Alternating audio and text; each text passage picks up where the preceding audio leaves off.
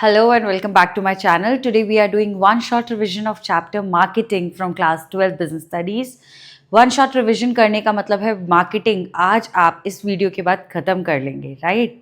So what you going to do is ये 12 से 15 number का चैप्टर है, आज मैं करा रही हूँ इसको मार्केटिंग, आप इस वीडियो से लर्न कीजिए और उसके बाद आप बैठ के इसके एमसीक्यूज इसके क्वेश्चन सॉल्व कीजिए and I am sure you will be done with marketing chapter, right?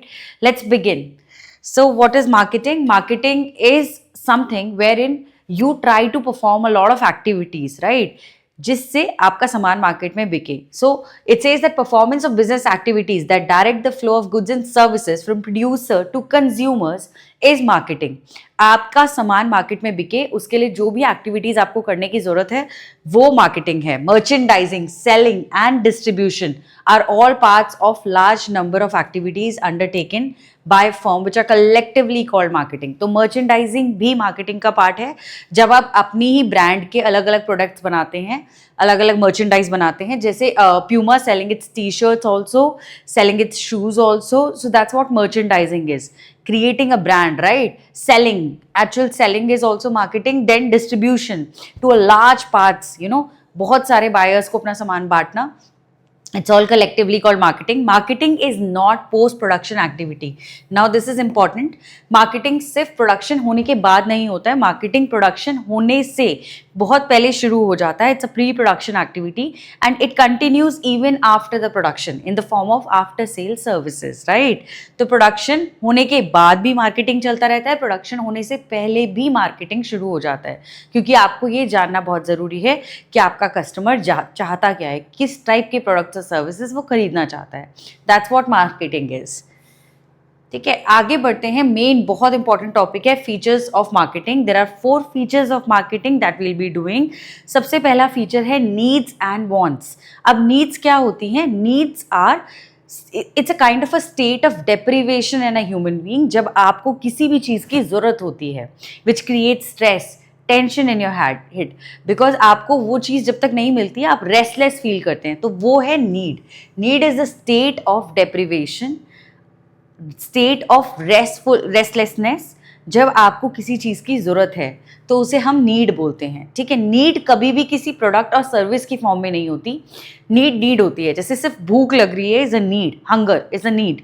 But मैं ये नहीं कह रही हूँ कि आपको चिप्स खाने हैं या आपको पिज़्ज़ा खाना है या आपको डोसा खाना है. ठीक है, अब अगर मैं बात करूं वॉन्ट्स की, तो वॉन्ट्स क्या है? Wants is something which is culturally defined, which is traditionally defined, which is socially defined. तो वो चीज़ वॉन्ट्स है. वॉन्ट्स और नीड्स में फ़र्क है. ठीक है, नीड्स आपकी बेसिक ज़रूरतें हो गई, आपको सोना है, खाना खाना है, पढ़ना है. बट वॉन्ट्स सबकी अलग अलग हो सकती हैं. किसी को कुछ खाना है बिकॉज वो एक पर्टिकुलर कल्चर को बिलोंग करता है. तो लेट्स से किसी को थाई खाना खाना है, या किसी को इंडियन खाना खाना है, किसी को इटालियन खाना है, तो वो वॉन्ट्स है बिकॉज वो कल्चरली डिफाइंड है, राइट? बट एक मार्केटियर का क्या काम है यहाँ पर? हम इसे फीचर्स ऑफ मार्केटिंग में क्यों पढ़ रहे हैं? क्योंकि एक मार्केटियर को नीड्स और वांट्स को सोसाइटी में पहचानना है और प्रोडक्ट्स और सर्विसेज को उसके अकॉर्डिंग क्रिएट करना है. So the job of the marketer is to identify the needs and wants in the society and to create the products and services accordingly, right? This is what a marketer needs to do. Second is create a market offering. Now what is market offering? When you make sure that your product is a complete package in the terms of size, colors and categories. That's what a market offering is. जब आप एक पूरा complete package किसी को offer करते हैं तो उसे मार्केट ऑफरिंग बोला जाता है. जैसे कि अगर आप लेट्स से कोई भी प्रोडक्ट बेच रहे हैं, let's say you are selling this pen, ठीक है, तो आप उसमें बताते हैं कि इसमें फाइन टिप है, इटालियन टिप है, ठीक है, इसकी जर्मन टेक्नोलॉजी है या जो भी है, तो वो सारे फीचर्स के साथ it comes in 3 colours. This is what market offering is. जब आपका प्रोडक्ट अपने आप में कंप्लीट पैकेज होता है तो उसे मार्केट ऑफरिंग कहते हैं. अब आगे बढ़ते हैं कस्टमर वैल्यू में. कस्टमर वैल्यू क्या है? मार्केटर को यहाँ पे क्या करना है? यहाँ पे ये करना है कि अगर आप एक 10 रुपये का पेन खरीद रहे हैं तो एज अ कंज्यूमर आपका परसेप्शन है कि ये 10 रुपये की वैल्यू है इसकी, it is worth it to buy this pen for 10 rupees. तो customer value is the value that is attached by the customer to the product. If he thinks that the money that he is spending is worth it, then he will buy it. तो marketeer का क्या काम है यहाँ पर, ये features of marketing में क्यों है, क्योंकि एक मार्केटियर का काम है कि ज़्यादा से ज़्यादा कस्टमर वैल्यू वो एक प्रोडक्ट में अटैच करे ताकि सेल्स बढ़े उस कंपनी की, राइट, ताकि बहुत सारे कस्टमर्स उस प्रोडक्ट से अट्रैक्ट हों and they should buy it because the product looks worth it. Then we have exchange mechanism. Exchange is, they say, essence of marketing. Exchange के लिए बोला गया है कि एक essence है marketing का, इसके बिना तो marketing हो ही नहीं सकती है. तो deciding that how your goods will be distributed, कैसे आपका सामान लोगों तक पहुंचेगा, किस प्लेटफॉर्म के थ्रू आप अपना सामान बेचेंगे, चाहे वो आप ई कॉमर्स के थ्रू बेच रहे हैं या फिर फिजिकल डिस्ट्रीब्यूशन कर रहे हैं, कितने इंटरमीडियरीज होंगे, ठीक है, कितने होलसेलर्स, रिटेलर्स इसमें एक्सचेंज मैकेनिज्म में इन्वॉल्व होंगे, कौन सी मार्केट में आप सामान बेचेंगे, कितना वाइडली डिस्ट्रीब्यूटेड होंगे domestically, internationally, that's all is part of exchange mechanism and it is marketer's job to make the exchange process as smooth as possible. तो हमने 4 फीचर्स मार्केटिंग के करे, needs and wants, market offering, customer value, exchange mechanism. आगे बढ़ते हैं. अब ये कहता है एक्सचेंज के under he this topic is given. some people generally miss this topic and do not think it's important, but हम ये टॉपिक करेंगे. CBSE या CUET कोई भी हमसे ये पूछ सकता है सवाल. For any exchange to take place, it's important that the following conditions in exchange are satisfied. तो exchange वहीं हो सकता है जहाँ पर ये 5 कंडीशन हो रही हैं. जैसे कि सबसे पहली है इन्वॉल्वमेंट ऑफ एटलीस्ट 2 पार्टीज. तो बायर्स और सेलर्स 2 पार्टी होनी चाहिए भाई. उसके बाद ये बोलते हैं each party should be capable of offering something of value. अब 2 पार्टी होने का फायदा तभी है जब दोनों के पास कुछ ना कुछ ऑफर करने के लिए हो. लेट्स से एक पार्टी जो सेलर है वो प्रोडक्ट देगी, अपने लिए ऑफर करेगी कि मैं ये प्रोडक्ट बेच रहा हूँ इस मार्केट में, और जो बायर है वो बोलेगा कि I will be able to pay this price for this product, so he will be able to give you the money, the worth of that product. तो capable of offering something of value, ठीक है. उसके बाद each party should have the ability to communicate and deliver the product और service. तो दोनों parties को capability होनी चाहिए कि वो कम्युनिकेट कर पाए कि हम ये सामान बेच रहे हैं, वो अपने प्रोडक्ट के बारे में बता पाए, और जो सेलर है वो भी ये बता पाए कि मैं इतने में ही खरीदूंगा, ठीक है. Then we have the another feature which is each party should have the freedom to accept or reject the parties offer. As a buyer also I should be able to make this decision, मुझे खरीदना है नहीं खरीदना, मैं reject भी कर सकती हूँ ये ऑफर मेरे को अगर नहीं खरीदना है. As a seller also I should be able to choose whether I have to sell you the product or not. I can also reject कि मेरे को नहीं बेचना आपको ये प्रोडक्ट इतने प्राइस में.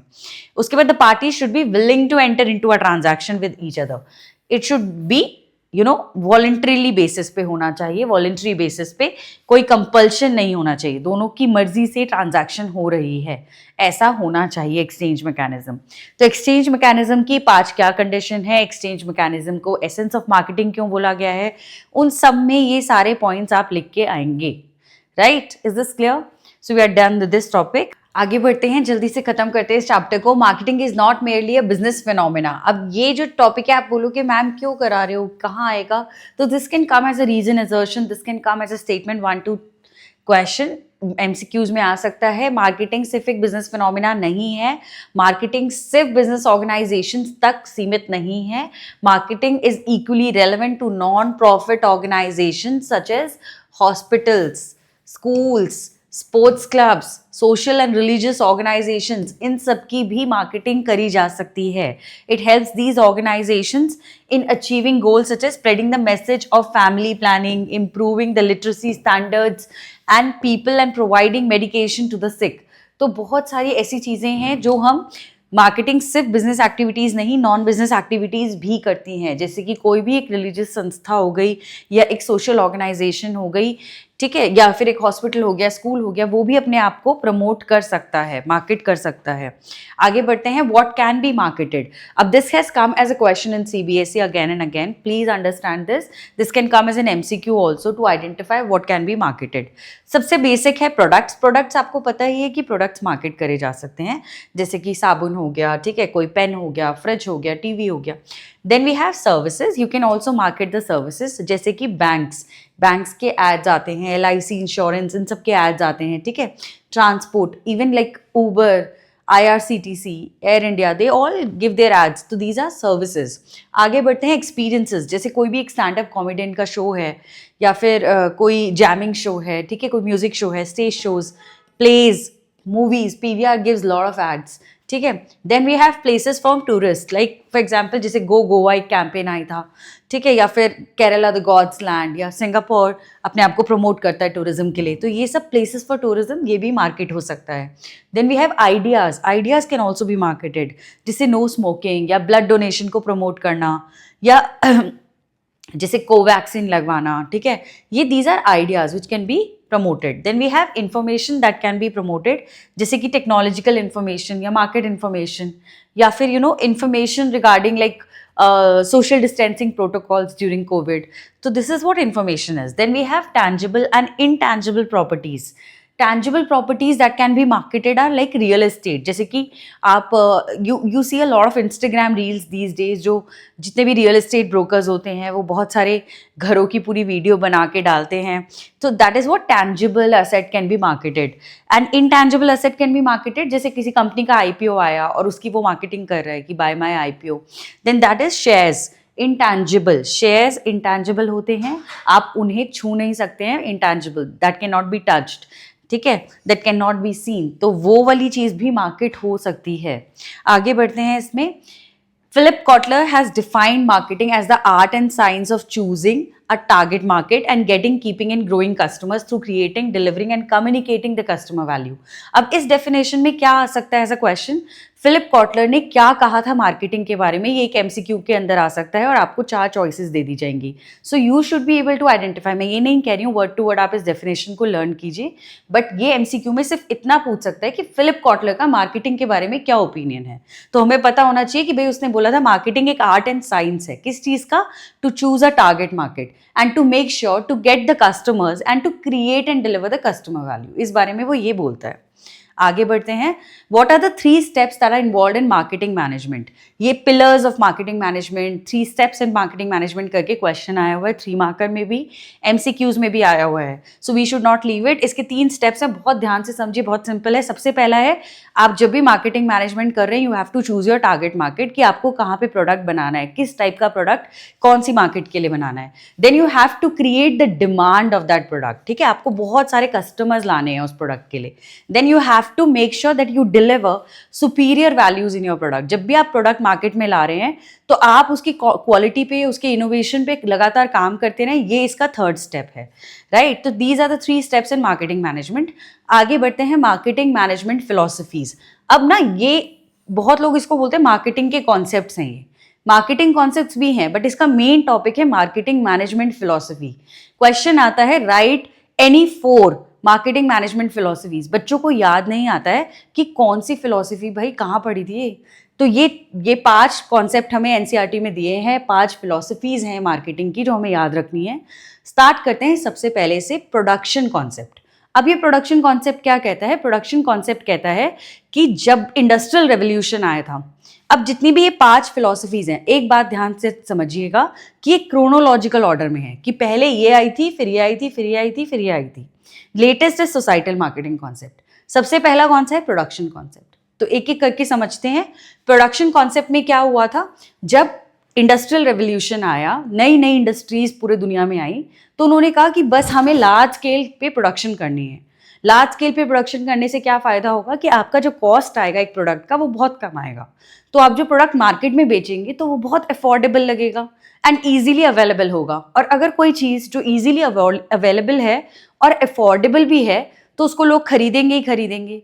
तो हम यहाँ पर डिमांड चेक नहीं कर रहे थे मार्केट में, सिर्फ हम बना रहे थे प्रोडक्ट को लार्ज स्केल पे, उसकी कॉस्ट को कम कर रहे थे और उसको मेक श्योर कर रहे थे कि वो सब जगह पर अवेलेबल है, तो बिकेगा ही बिकेगा. तो bulk production was the main thing that was going in the production concept. ये हो गया प्रोडक्शन कॉन्सेप्ट जो फोकस करता है बल्क प्रोडक्शन पे, राइट. और इसका टारगेट था affordability and availability of the product. आगे बढ़ते हैं. Product concept. प्रोडक्शन कॉन्सेप्ट से हम आए प्रोडक्ट कॉन्सेप्ट पे, जो कहता है कि भाई प्रोडक्ट बनाना ही काफ़ी नहीं है, प्रोडक्ट की क्वालिटी, प्रोडक्ट के फीचर्स पे आपको काम करना पड़ेगा ताकि आप ही का प्रोडक्ट बिके, कॉम्पिटिंग प्रोडक्ट्स ना बिके, ठीक है। अब टीवी 5 कंपनी के आते हैं, बट हर कंपनी को अपने प्रोडक्ट की क्वालिटी पे काम करने की जरूरत है, नहीं तो सिर्फ 1 या 2 ही कंपनीज के टीवी बिकेंगे, बाकी लोगों के टीवी नहीं बिकेंगे। तो product concept says the product should have good quality products so that your product sales against the competing products. Then we have selling concept. Selling concept क्या कहता है कि आपने प्रोडक्ट भी बना लिया, प्रोडक्ट की क्वालिटी भी अच्छी कर ली, बट आपका प्रोडक्ट तब तक नहीं बिकेगा जब तक आप एग्रेसिव सेलिंग नहीं करेंगे। अब एग्रेसिव सेलिंग का क्या मतलब है? That you have to persuade the customers to buy your product. आपको बहुत सारे सेल्स प्रमोशन, पर्सनल सेलिंग, ये सारे एफर्ट्स लगाने पड़ेंगे अपने प्रोडक्ट को बेचने के लिए। आगे बढ़ते हैं marketing concept. Marketing concept is an integrated marketing concept. Basically इसको बोला गया है कि आप पहले लोगों की ज़रूरतों को समझो, to identify the needs and wants of the customers, and you have to satisfy those needs and wants with your product and services. That's what marketing concept holds. Then we have societal marketing concept. Societal marketing concept क्या कहता है कि आपको ऐसा product बनाना है जो socially desirable है, ecologically sustainable है, एनवायरमेंटली सस्टेनेबल है, सोशल वेलफेयर कर रहा है, ऐसा सोसाइटी के लिए अच्छा है। आप कुछ एनवायरमेंटल डिग्रेडेशन नहीं कर रहे हैं, कोई किसी तरीके का डैमेज नहीं कर रहे हैं एनवायरमेंट में, then you are a societal marketing concept. यहाँ पर भी आप नीड्स एंड वांट्स पहचान रहे हैं कस्टमर की, but along with the needs and wants, you're making sure that your product or the way of production is environmentally sustainable, is ecologically sustainable, right? तो ये हमारे 5 मार्केटिंग मैनेजमेंट के philosophies हो गए, बहुत इंपॉर्टेंट है, बहुत रिपीटेडली आया है। Let's begin with the next topic that we are doing, which is the functions of marketing. Functions of marketing बहुत इंपॉर्टेंट है, 6 मार्कर का बहुत शॉर्ट क्वेश्चन रहा है, काफ़ी साल CBSE ने पूछा है। फंक्शंस ऑफ मार्केटिंग में सबसे पहला फंक्शन है gathering and analysing the market information. अब इसका क्या मतलब है? इसमें कंपनी क्या करती है? कंपनी स्ट्रेंथ्स, वीकनेस, अपॉर्चुनिटीज और थ्रेट्स को आइडेंटिफाई करती है। कंपनी अपनी खुद की स्ट्रेंथ्स और वीकनेसेस को एनालाइज करती है और मार्केट में जो अपॉर्चुनिटीज़ और थ्रेट्स हैं वो देखती है कि कितने कॉम्पिटिटर्स हैं ऑलरेडी, या किस टाइप की नए प्रोडक्ट की अपॉर्चुनिटी मार्केट में है, और उस हिसाब से अपना प्रोडक्ट प्लान करती है to analyse the strengths and weaknesses of the company and to understand the opportunities and threats in the market and to decide the product accordingly, right? This is what gathering and analyzing the market information is. Marketing planning क्या है? Marketing planning है कि आप अपने objective set करते हो कि आपका क्या मार्केटिंग करने का क्या ऑब्जेक्टिव है, आप कितनी सेल्स करना चाहते हो इस साल, कितने प्रॉफिट्स होंगे आपके, फिर आप किस किस टाइप की मार्केटिंग करना चाहते हो, कितने कैंपेन्स का रन करना चाहते हो, कहाँ पर स्पेंड करना चाहते हो, आपका प्रमोशनल स्पेंडिंग कितना रहेगा। Then we have product design and development. अब प्रोडक्ट डिज़ाइन एक बहुत इंपॉर्टेंट एलिमेंट होता है मार्केटिंग का। आपका जितना अट्रैक्टिव डिज़ाइन होता है प्रोडक्ट का, उतना ज़्यादा आपका प्रोडक्ट मार्केट में लाइक किया जाता है और बिकता है। So product design is a very crucial and important element of the product development, and every marketer should spend good amount of time and resources in product design and development to make sure that a lot of customers buy your product. Standardization and grading, यहाँ पर अब 2 terms हैं इस function में। Standardisation होता है कि आप एक स्टैंडर्डाइज्ड, एक प्री डिजाइंड क्वालिटी, एक प्री डिजाइंड प्रोसेस को ही फॉलो करके कुछ बनाएं, ताकि आपका जो भी प्रोडक्ट बनेगा, सर्विस बनेगी, वो बहुत यूनिफॉर्म होनी चाहिए, ठीक है, एक यूनिफॉर्म क्वालिटी होनी चाहिए, वो होती है स्टैंडर्डाइजेशन। स्टैंडर्डाइजेशन करने से एनसीईआरटी कहता है टेस्टिंग की, इंस्पेक्शन की ज़रूरत कम हो जाती है, which is a good part on the company's perspective. Then we have grading. Grading क्या होता है? जब आप अपने प्रोडक्ट को अलग अलग कैटेगरीज में बांट देते हो तो उसे ग्रेडिंग कहा गया है। Making sure you devise newer categories of your products. For example, if you are selling rice in the market, 3 kg packet, 5 kg packet, 10 kg packet, now these are grades, ठीक है, या फिर बासमती, नॉन बासमती, सुपर बासमती, तो ये grading हो गया। Grading is helping customers to find the right set of quality that they want to buy and right set of quantity what they want to buy. So you're classifying the products into different categories. Grading. तो standardisation और grading भी हर marketer को करना पड़ता है, function of marketing है। उसके बाद आता है पैकेजिंग एंड लेबलिंग। पैकेजिंग क्या होता है? डिजाइनिंग द आउटर लेयर और the cover of the product is packaging. Packaging promotion का भी टूल है, अच्छी पैकेजिंग होगी तो आपका प्रोडक्ट अच्छे से प्रमोट होगा मार्केट में। Packaging also helps the customers to identify your product. जैसे कि अगर नूडल्स बहुत सारे रखे हैं तो मैगी को आइडेंटिफाई करने के लिए आपको पता चल जाएगा येलो कलर का वो पैकेज है। तो packaging is a great promotional tool, helps the product to protect from pilferage, any kind of loss, और कोई भी स्पिलेज नहीं होगा। पैकेजिंग उसमें हेल्प करता है। Labelling is designing the label to be put on the product. Label can be a simple label, a simple name written on the product, or it can be a complex graphic also. So it totally depends on the company's needs. But label also entails a lot of other information like ingredients, manufacturing date, expiry date, and so on.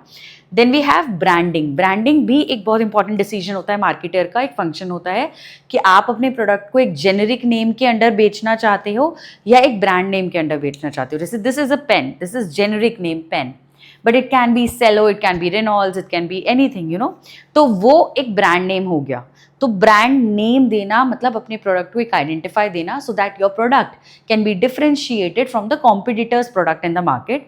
That's what branding is all about, giving it an image, a particular brand image, by giving it a logo, a brand name, certain quality, so that your product stands out in the market and can be differentiated from the competitors products. आगे बढ़ते हैं। इसके हमारे 12 functions हैं और हमें 12 के 12 functions अच्छे से करके जाना है। Next is customer support services. अब ये कस्टमर सपोर्ट सर्विसेज सबने सुना है, after sale services, repairs and maintenance, जो भी टेक्निकल प्रॉब्लम्स आती हैं प्रोडक्ट में। आपने एक स्मार्ट वॉच ली, स्मार्ट वॉच चलनी बंद हो गई तो उसकी रिपेयर्स या मेंटेनेंस या सर्विस आपको करानी पड़ेगी। बाइक ली, गाड़ी ली, तो वो जितना अच्छा आप एक कस्टमर को देंगे आफ्टर सेल सर्विस या सपोर्ट सर्विस, उतना ज़्यादा आप रिपीट सेल्स इंश्योर करेंगे। And it's for a marketer to focus on the customer support service is very crucial. Then we have pricing of product, making sure that you price your product in such a way that it's affordable, it's competitive in the industry. Pricing of the product is an important decision, और यहाँ पे आपको बहुत सारे factors को ध्यान में रखते हुए अपने प्रोडक्ट का प्राइस तय करना है। जैसे कि कितने पे आप बना रहे हैं, कॉस्ट ऑफ प्रोडक्ट क्या है, आपकी प्राइसिंग स्ट्रैटेजी क्या है, आप कितना प्रमोशन पे स्पेंड कर रहे हैं। तो pricing of a product is again an important function. Then we have promotion. Promotion entails कि आप कौन सा प्रमोशन मिक्स ले रहे हैं, आप कितना सेल्स प्रमोशन ले रहे हैं, कितना पर्सनल सेलिंग ले रहे हैं, ठीक है, आप क्या क्या कर रहे हैं, एडवर्टीजमेंट्स कर रहे हैं, व्हाट आर यू डूइंग, ठीक है, पब्लिक रिलेशंस कर रहे हैं। तो that's what promotion is. We have physical distribution. Physical distribution में 2 चीज़ें हैं। एक, deciding the channels of distribution, कि आप कितने चैनल्स को यूज़ करने वाले हैं, 0 चैनल, 1 चैनल, इसके बारे में हम डिटेल में आगे भी बात करेंगे। होलसेलर रहेगा, रिटेलर रहेगा, या सिर्फ रिटेलर्स रहेंगे, ठीक है। और एक, आपके गुड्स कहाँ कहाँ जाएंगे, where would your goods reach, आप कौन कौन सी मार्केट्स में डील करना चाहते हैं। तो फिजिकल डिस्ट्रीब्यूशन में 2 मेन डिसीजंस रहते हैं, channels to be taken and where the goods would reach, like where in which all markets would you sell your products. Then we have transportation. Transportation सबको पता है, गुड्स को यहाँ से वहाँ ले जाने में, कस्टमर तक पहुँचाने में ट्रांसपोर्टेशन बहुत हेल्प करता है। Transportation gives you what utility, place utility और time utility. It gives you place utility because ये कस्टमर के घर तक, कस्टमर के पास प्रोडक्ट ले जाने में हेल्प करता है। Like for example, apples grow in Kashmir but then also reach Kerala and Mumbai with the help of transportation, right. So transportation एक बहुत इंपॉर्टेंट डिसीजन है। It helps the goods to reach to the consumers. तो हम बात कर रहे हैं स्टोरेज और वेयर हाउसिंग की। स्टोरेज और वेयर हाउसिंग होता है कि गुड्स की प्रोडक्शन में और गुड्स की कंजम्पशन में हमेशा एक टाइम होता है, but in during that time where the goods would be stored is warehousing. तो उसके लिए हमें वेयर हाउसिंग चाहिए।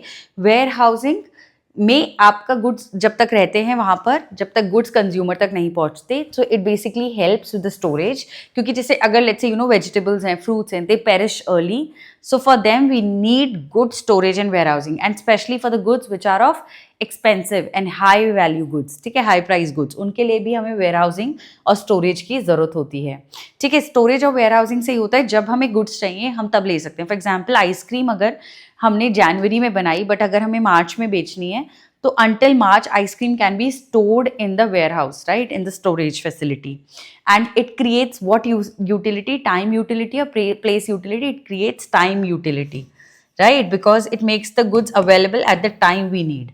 And transportation creates place utility because it makes the goods available where the goods are needed. Okay, तो आगे बढ़ते हैं। हमारा functions of marketing हो गया है। Then we are starting with the marketing mix, which is again very important topic. Place, 4 P's आते हैं इसके अंदर, place, product, promotion and price. These are the 4 P's of marketing. Very important guys, इसको हम detail में करेंगे. उससे पहले हम मार्केटिंग मिक्स की डेफिनेशन कर लेते हैं कि मार्केटिंग मिक्स क्या है. It's the combination or the set of various tools used by an organization to achieve the desired objectives of marketing, right? In an organization, various decisions respect to the marketing are affected by a large number of factors, some of which are controllable while the others are non controllable. तो अब ये कहता है जो marketing mix है वो एक तरीके का एक हमारे पास ना टूल है कंट्रोलेबल फैक्टर्स को कंट्रोल करने का. क्योंकि जब भी कुछ भी मार्केट में हो रहा होता है तो कुछ चीज़ें हमारे कंट्रोल में होती हैं, कुछ कंट्रोल में नहीं होती. जो कंट्रोलेबल फैक्टर्स हैं, कंट्रोलेबल फैक्टर्स, आप उनको मार्केटिंग मिक्स के थ्रू कोप अप कर सकते हैं. अब in an organizations, various decisions respect to marketing are affected by a large number of factors which are controllable, some are uncontrollable. Now, controllable factors refers to the factors which can be controlled, influenced by the firm. For example, price, branding, and advertisement. Non-controllable factors are the factors which cannot be controlled at the level of the firm. For example, government ने कोई policy launch कर दी, inflation हो गया, ठीक है, या commercial bank की कोई पॉलिसी आ गई, ये सब नॉन कंट्रोलेबल फैक्टर्स है. अब ये कंट्रोलेबल फैक्टर्स और नॉन कंट्रोलेबल फैक्टर्स भी एक टॉपिक की तरह आ सकता है. आगे बात करते हैं प्रोडक्ट क्या होता है. अब हम 4 P's से स्टार्ट कर रहे हैं. 4 P's में हम सबसे पहला जो हमारा P है उसकी बात कर रहे हैं, which is product. Now what is product? Product is a bundle of utilities.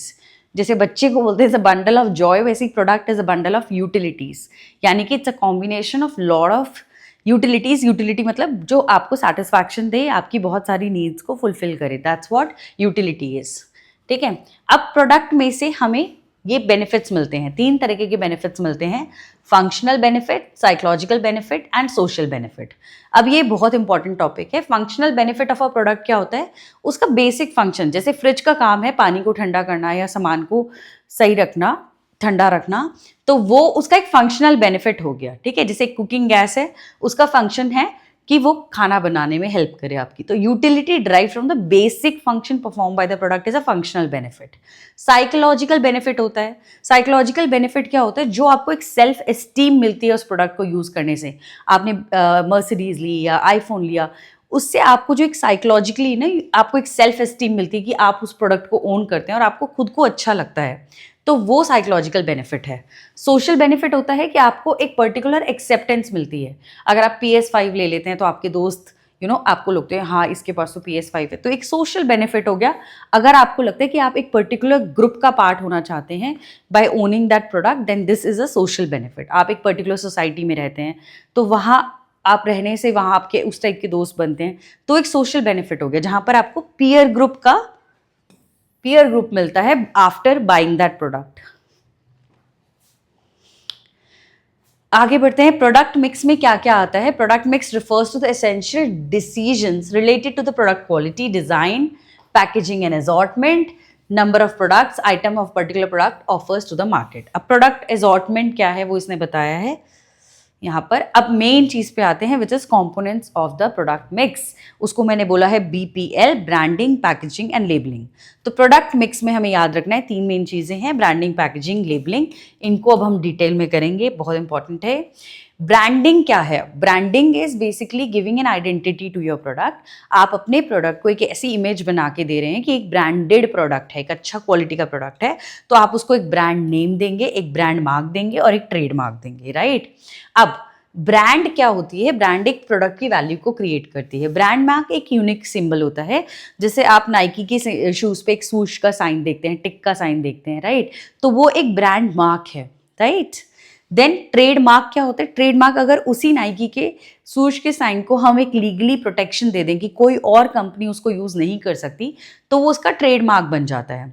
ठीक है. Brand should suggest the products, benefits and qualities. It should be appropriate to products function. Brand ऐसा होना चाहिए, राइट. उसके बाद ब्रांड नेम क्या है, brand mark क्या है, ट्रेडमार्क क्या है, हमें समझ आ गया. Brand name is something which is utterable. आप उसको बोल सकते हैं, आप उसको पढ़ सकते हैं, वो ब्रांड नेम होता है. जैसे एप्पल, ठीक है, या फिर एडिडास, तो दीज आर ब्रांड नेम्स. अब उनका ब्रांड मार्क हो सकता है, कोई पर्टिकुलर साइन हो सकता है. ट्रेडमार्क अगर उसी को आप लीगली प्रोटेक्ट कर लेते हैं तो वो ट्रेडमार्क बन जाता है। अब उसमें एक टॉपिक दिया हुआ है एनसीईआरटी में कि how a brand name should be, brand name कैसा होना चाहिए, characteristics of a good brand name. तो हम वो कर लेते हैं। सबसे पहले the brand name should be short and easy to pronounce, spell, recognise and remember. जैसे प्राडा, ठीक है, तो बहुत सिंपल होना चाहिए। Swiggy, Zomato, these are very simple brand names, easy to pronounce and everybody can use it, right. Second is a brand name should B distinctive, बिल्कुल different होना चाहिए, सिंपल नहीं लगना चाहिए।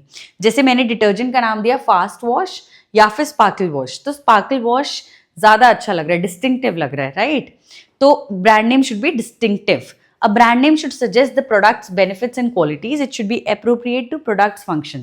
जैसे उजाला वाइट, ठीक है, तो it shows that you know कि प्रोडक्ट का क्या बेनिफिट, उस ब्रांड का क्या बेनिफिट होगा, तो उसको दर्शाता है वो।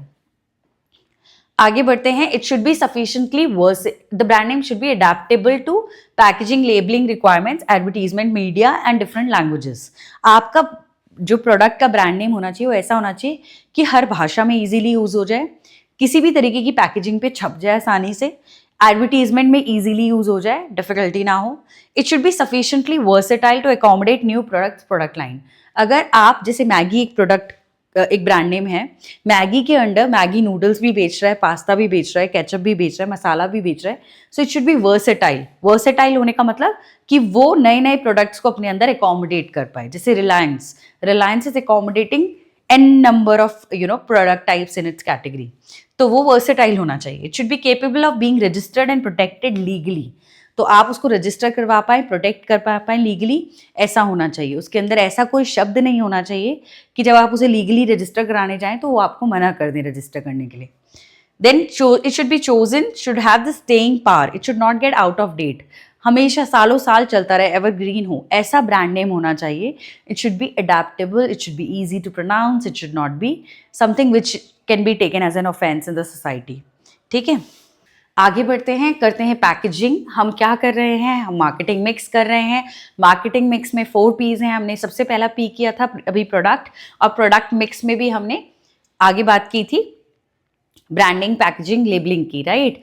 तो हम जब प्रोडक्ट मिक्स की बात कर रहे हैं, उसमें हम पैकेजिंग की बात कर रहे हैं, तो पैकेजिंग क्या है? Packaging is the act of designing and producing the outer layer or the wrapper of the product, ठीक है। पैकेजिंग की भी डेफिनेशन आनी चाहिए। It plays a huge role in the marketing and the failure, success and the failure of the product, especially in the case of non durable products. Non durable products मतलब जो सालों साल नहीं चलने वाले, जैसे ब्रेड है या बिस्किट्स हैं या फिर कोई भी चीज़ जो खराब हो जाएगी, उसकी पैकेजिंग बहुत इंपॉर्टेंट है in today's time, in today's modern time, ठीक है। अब पैकेजिंग कितने तरीके की होती है? Primary, secondary and transportation packaging, 3 तरीके की पैकेजिंग होती है। ध्यान से समझिएगा। जो कोलगेट की ट्यूब आप मतलब लेते हैं, टूथपेस्ट की ट्यूब जो होती है, that is the immediate container of the product is primary packaging, ठीक है। In some cases primary packaging is kept till the consumer is ready to use the product. For example the plastic packet, अगर आपने एक T shirt खरीदी और वो किसी wrapper में थी, तो वो आप यूज, जैसे ही टी शर्ट यूज करेंगे तो उसके बाद उसको फेंक देंगे, तो वो ये वाला केस हो गया जब प्रोडक्ट के यूज तक हम प्राइमरी पैकेजिंग को रखते हैं।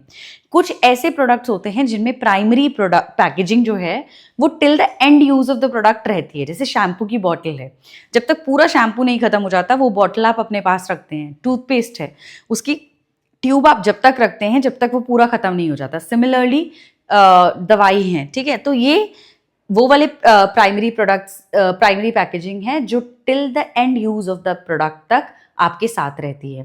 फिर उसके बाद आता है सेकेंडरी पैकेजिंग। सेकेंडरी पैकेजिंग एक एडिशनल लेयर है till the product is ready to use, ठीक है। अब इसके अंदर tube of shaving cream usually comes in a cardboard box. तो जैसे शेविंग क्रीम की ट्यूब हो गई या टूथपेस्ट की भी ट्यूब हो गई, किसी दवाई की ट्यूब हो गई, वो एक बॉक्स के अंदर जिस बॉक्स में आती है उस बॉक्स को हमने क्या बोला? सेकेंडरी पैकेजिंग बोला। और इसको आप हाथ के हाथ फेंक देते हैं डस्टबिन में जैसे आप ट्यूब निकालते हैं बाहर यूज करने के लिए, ठीक है। आप प्राइमरी पैकेजिंग को रखते हैं till the end use, but secondary packaging को आप डिस्पोज कर देते हैं as and when you start using the product. फिर ट्रांसपोर्टेशन पैकेजिंग है। ट्रांसपोर्टेशन एक फर्दर पैकेजिंग है necessary for identification, storage and transportation. Storage और ट्रांसपोर्टेशन में जो काम आने वाली पैकेजिंग है उसको ट्रांसपोर्टेशन पैकेजिंग बोला गया है. The corrugated boxes, the big boxes in which 10 units, 20 units or even 100 units come, that is what the transportation packaging is. So this is all about packaging that we have learned today. अच्छा, functions of packaging एक topic है जो कि बहुत important है again. ठीक है, functions of packaging. कितने फंक्शंस हैं पैकेजिंग के? फंक्शंस 4 फंक्शंस हैं पैकेजिंग के. There are 4 functions of packaging. Starting with the first one is product identification. कि जब भी आपका प्रोडक्ट मार्केट में रखा है तो आपकी प्रोडक्ट अलग से दिखता है. वो किस लिए दिखता है? बिकॉज आपका प्रोडक्ट एक पर्टिकुलर पैकेजिंग में है, रेड या वाइट कलर के, ठीक है, मैगी येलो कलर के, तो वो पैकेजिंग के वजह से प्रोडक्ट आइडेंटिफिकेशन हो सकता है. ठीक है. Then we have product promotion. Product को प्रमोट करने में पैकेजिंग बहुत काम आती है कि आपका प्रोडक्ट कैसा दिख रहा है, उससे भी प्रमोशन होता है. Then we have product protection. ठीक है, अगर आपका प्रोडक्ट जो है वो अच्छे से पैकेज्ड है as per the products perishability, तो आपका प्रोडक्ट प्रोटेक्टेड रहता है, किसी भी तरीके की क्लाइमेटिक कंडीशन में वो खराब नहीं होता है. Product protection is also one function of packaging. Then we have the fourth function which is facilitation of use. Fourth function is facilitation of use. ठीक है, जिससे फॉर एग्जाम्पल कोलगेट की जो ट्यूब होती है उसके ट्यूब की वजह से, उसकी फंक्शनिंग की वजह से we are able to use the product so nicely. या फिर जितने भी आजकल जो सिरम्स की बॉटल आती हैं या फेस वॉश की ट्यूब्स आती हैं, you are able to use the product effectively just because of the packaging of the product. तो ये भी इसका एक फंक्शन है पैकेजिंग की. तो 4 फंक्शंस हैं, 3 P's you can say and I, 3PI. ठीक है, इसका एक्रोनिम बना सकते हैं. Product identification, product promotion, product protection and facilitation of use. These are the 4 functions of packaging. It can come as a 4 marker also, 6 marker also, explanation के साथ, and MCQs में भी आ सकता है. So we can't afford to not to do it. आगे बढ़ते हैं labelling पे. लेबलिंग क्या होता है? लेबलिंग एक कहता है कि एक simple looking but important task in the marketing of goods relates to the labelling to be put on the package. ये एक सिंपल लेबल हो सकता है, एक कॉम्प्लेक्स ग्राफिक हो सकता है, ठीक है, बहुत ज़्यादा ग्राफिकल हो सकता है. ठीक है, जैसे कितनी बार अगर आपने देखा होगा बड़े बड़े राइस या शुगर के पैकेजेस पे तो बिल्कुल सिंपल सा लेबल लगा होता है. बट अगर मैं बात करूँ किसी फार्मास्यूटिकल मेडिसिन की तो उस पर बहुत कॉम्प्लेक्स लेबल लिखे होते हैं क्योंकि उस पर बहुत सारी इंफॉर्मेशन होती है. ठीक है, labels are use in providing useful information, detailed information about the product, the contents, the method of use, कि उसको कैसे यूज़ करना है. जैसे कोई इलेक्ट्रिकल गुड है तो उसको असेंबल कैसे करना है, हर चीज़ हमें लेबल बताती है. Label is a very detailed part of it. Functions of labelling बहुत इंपॉर्टेंट है. इसका एक्रोनिम है DPIG. आप इसका कुछ भी एक्रोनिम बना सकते हैं. ठीक है, DIGP या the pig. So it can be anything for you. सबसे पहले स्टार्ट करते हैं D से. Describes the product and contents. ठीक है, जो भी लेबल है वो प्रोडक्ट के बारे में और प्रोडक्ट के जो कंटेंट्स, इंग्रेडिएंट्स हैं उसके बारे में बताता है. जैसे शैम्पू की बॉटल पे आप देख सकते हैं कि इसके अंदर सल्फेट है या नहीं है, फोस्फेट है या नहीं है, तो वो इंग्रेडिएंट्स बताता है, उसके यूजेज बताता है, उसके कंटेंट्स बताता है, उसके फायदे नुकसान बताता है. Then identification of the product. ठीक है, it helps you to identify the product क्योंकि आपका ब्रांड नेम लोगो पे ही, लेबल पे ही लिखा होता है. उसकी manufacturing date, batch number, expiry, weight, everything is written on the product. ठीक है, उसके बाद ग्रेडिंग ऑफ द प्रोडक्ट. अब कौन सी क्वालिटी का प्रोडक्ट है, grade A, grade B, economy packing है, प्रीमियम पैकिंग है, वो सब कुछ प्रोडक्ट के लेबल पे लिखा होता है. तो it helps in grading of the products. ठीक है, हेल्प्स इन प्रमोशन. ठीक है, अब जितना भी जो इन्फॉर्मेशन होती है, एक्स्ट्रा 20% है या फिर कुछ भी अट्रैक्टिव लेबल होता है उसके ऊपर, या बाय 1 गेट 1 फ्री लिखा है, तो वो भी प्रोडक्ट के लेबल पे ही लिखा होता है. तो label also helps in promotion. तो 4 फंक्शन हो गए. The pig, D is describes the product and it's contents. P से हो गया हमारा helps in the identification, grading of the products is G. Helps in the promotion is P. I is identification of the product. ठीक है, the pig, PIG, pig. pig में promotion हो गया, identification हो गया, ग्रेडिंग हो गया. the pig. ठीक है, याद रहेगा लेबलिंग का. आगे बढ़ते हैं इंपॉर्टेंस ऑफ पैकेजिंग की. इंपॉर्टेंस ऑफ पैकेजिंग का एक्रोनिम है RIPS. Rest in peace. S, rest in peace Samuel, कुछ भी आप बना सकते हैं अपने हिसाब से एक्रोनिम. R से क्या है? Rising standards of health and sanitation. अब पैकेजिंग क्यों इंपॉर्टेंट है, क्योंकि अब बदलते समय के साथ लोग हाइजीन को लेके साफ सफाई को लेके बहुत कंसर्न्ड हो गए हैं. So more and more people have started buying package products instead of products that are open, right. तो हम साफ प्रोडक्ट्स को लेना चाहते हैं और चांसेस ऑफ एडल्ट्रेशन कम होते हैं इन द पैकेज प्रोडक्ट्स. तो इसकी एक्सप्लेनेशन है rising standards of health and sanitation की. आगे बढ़ते हैं. I is इनोवेशनल opportunity.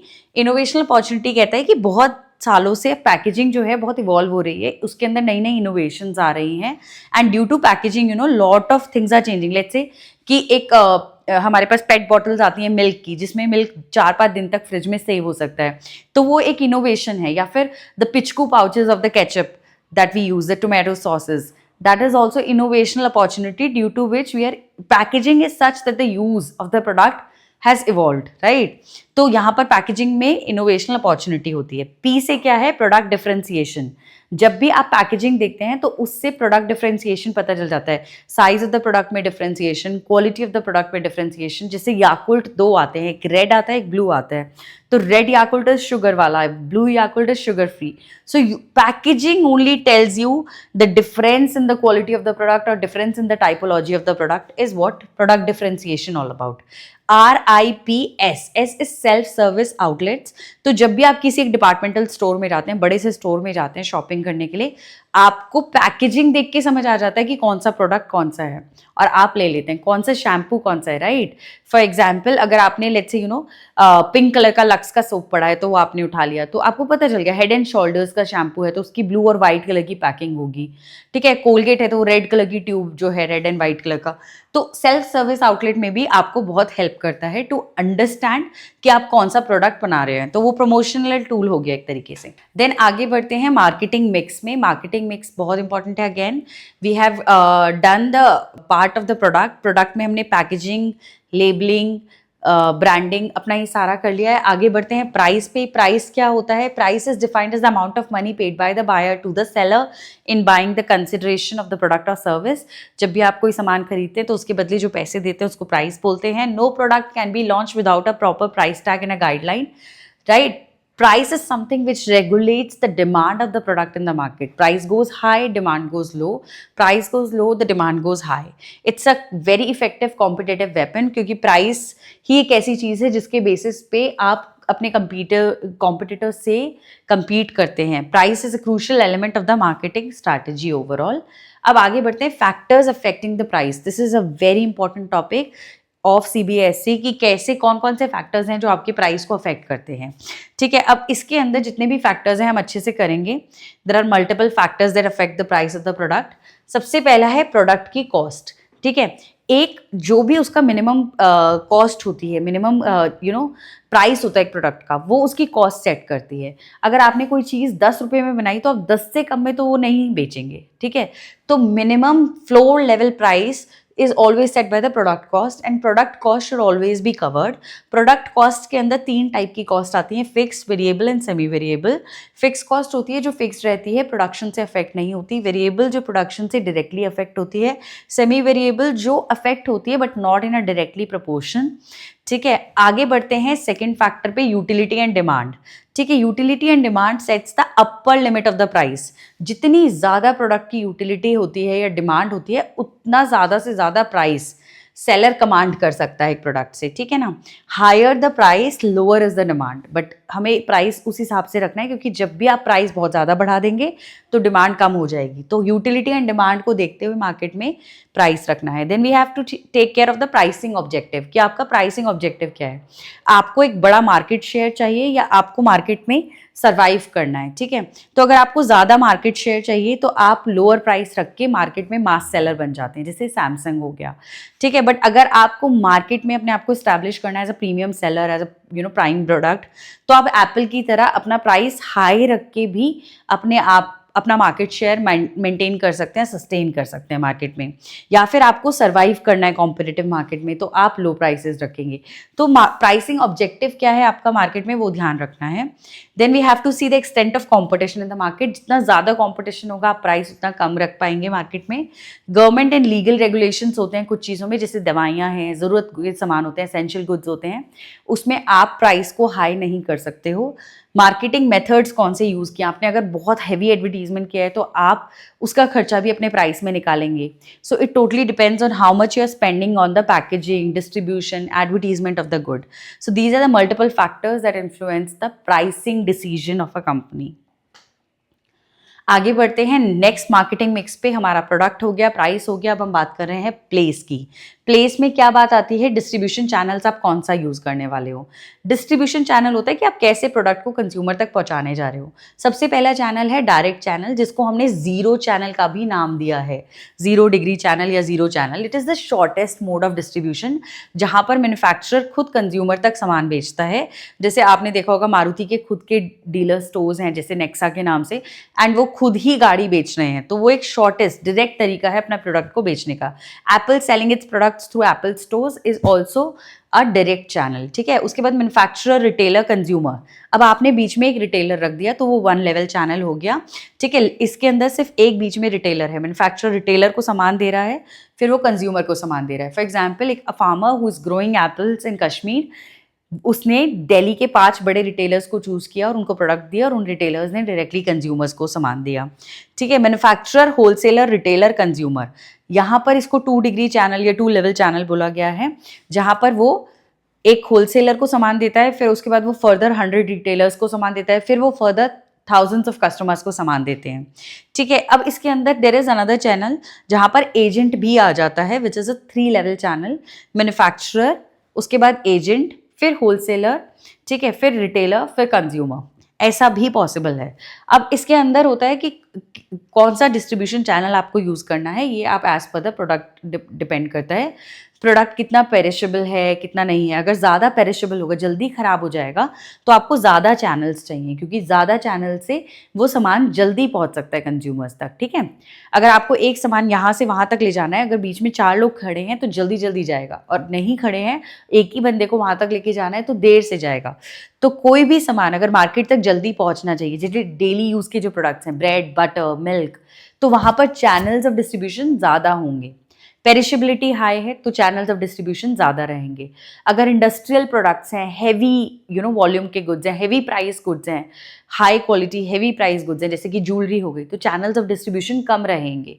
मैन्युफैक्चरर या तो डायरेक्ट बेचेगा या फिर रिटेलर के थ्रू बेचेगा, 0 डिग्री या 1 डिग्री में. ठीक है. आगे बढ़ते हैं. Components of physical distribution, again an important topic. ठीक है. कंपोनेंट्स ऑफ फिजिकल डिस्ट्रीब्यूशन में 4 मेन कंपोनेंट्स हैं इसके. सबसे पहला है ऑर्डर प्रोसेसिंग. ऑर्डर प्रोसेसिंग कहता है कि आप जब भी कस्टमर आप पर ऑर्डर प्लेस करता है कि मुझे ये खरीदना है, तो उसकी जो प्रोसेसिंग है वो स्मूथ होनी चाहिए, वो फास्ट होनी चाहिए, एक्यूरेट होनी चाहिए, स्पीडी होनी चाहिए. गलत ऑर्डर नहीं लेंगे, उसने 5 यूनिट बोला है तो 5 ही लेंगे, और जल्दी से उसको प्रोसेस करेंगे. Then we have to make sure the transport, efficient movement of goods from the producer to the seller. Warehousing, the storage, the assorting of the goods should be smooth. आप सामान जहाँ रख रहे हैं वो सही से रखा जाए, उसकी एजॉर्टमेंट सही हो. Then we have to make sure that inventory control is smooth. आप कभी भी आउट ऑफ स्टॉक ना हो, आपका एक एडिक्वेट स्टॉक लेवल मेंटेन्ड रहे. ठीक है. आगे बढ़ते हैं लास्ट मार्केटिंग मिक्स पे.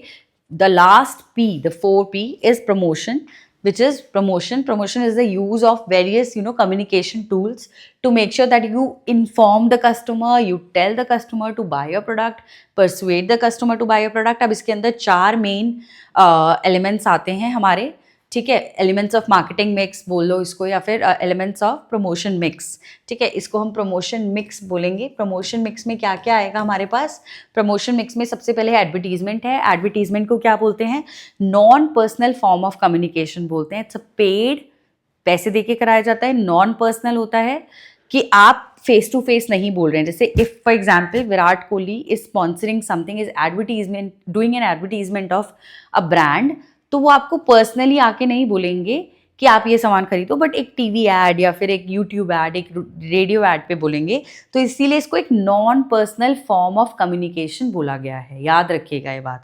आगे बात करते हैं. And there is always an identified sponsor. मतलब जो भी ऐड करवा रहा है, जो ऐड के पैसे दे रहा है, या जो पर्टिकुलर ऐड रन कर रहा है, उसका एक आइडेंटिफाइड स्पॉन्सर होता है कि ये ब्रांड कर रही है. ठीक है ना. तो अगर लेट्स से Vivo is a company who is sponsoring the cricket event और वो उसके पैसे दे रही है, तो एक आइडेंटिफाइड स्पॉन्सर है ना वहाँ पर. तो एडवर्टीजमेंट के 3 मेन पॉइंट्स हैं, नॉन पर्सनल होता है, पेड होता है, आइडेंटिफाइड स्पॉन्सर होता है। पर्सनल सेलिंग क्या है? पर्सनल सेलिंग होती है जब सेल्समैन खुद आके आपको बोलता है कि ये खरीद लो, तो उसे पर्सनल सेलिंग, जो आप शॉप्स में, मॉल्स में जगह-जगह देखते हैं, आपको कोई आता है सेल्समैन और परसुएट करता है, बोलता है, कन्विंस करता है कि सर ये सामान खरीद लो। आगे बात करते हैं सेल्स प्रमोशन की। Sales promotion short term incentives होते हैं to encourage buyers to buy more of goods and services. यानी कि जैसे कि 10% ऑफ, 50% ऑफ, ठीक है, सेल्स दे दी, या फिर कोई by one get one free का ऑफर दे दिया, या फिर बाय 3 गेट 1 का ऑफर दे दिया, या फिर buy for 10,000 and get a free gift. ये सब सेल्स प्रमोशन है। Then we have public relation. Public relation is maintaining a positive image in the public about the company, about the brand, is public relation, जिसे हम PRB बोलते हैं। यहाँ पर आप बहुत सारे ऐसे इवेंट्स, कैंपेन्स करते हैं जहाँ पर आप एक कंपनी की इमेज बनाने की कोशिश करते हैं, राइट? तो एक बैलेंस प्रमोशन मिक्स अगर हम यूज़ करें, इन चारों को हम तरीके से यूज़ करें, तो आप अपने प्रोडक्ट को मार्केट में एक अच्छी ब्रांड इमेज दे सकते हैं, जिससे आपका प्रोडक्ट अच्छे से बिकेगा। So we are done with the marketing chapter. I hope I'm able to explain everything nicely. और आपका ये चैप्टर खत्म होता है। अब आप मार्केटिंग मिक्स के और मतलब मार्केटिंग मैनेजमेंट के खूब सारे क्वेश्चंस प्रैक्टिस कीजिए। इससे आपका ये चैप्टर पूरा अच्छे से खत्म हो जाएगा and you will be able to secure your 12 to 15 marks in the boards paper.